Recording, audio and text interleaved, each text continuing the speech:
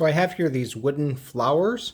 I received these in exchange for a review, but all of these thoughts are my own. They're super light, really easy to decorate things with. They are about 3 inches from edge to edge on the petals.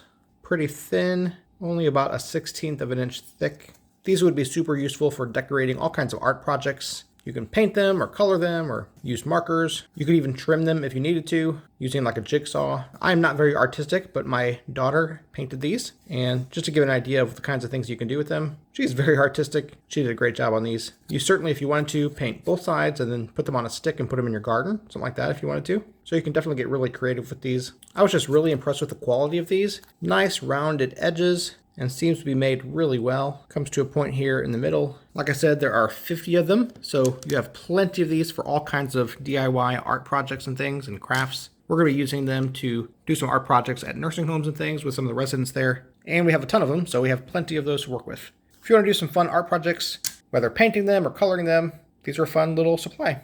I recommend them. There's a link in the description. If you order through that, I get a small commission. I would greatly appreciate it.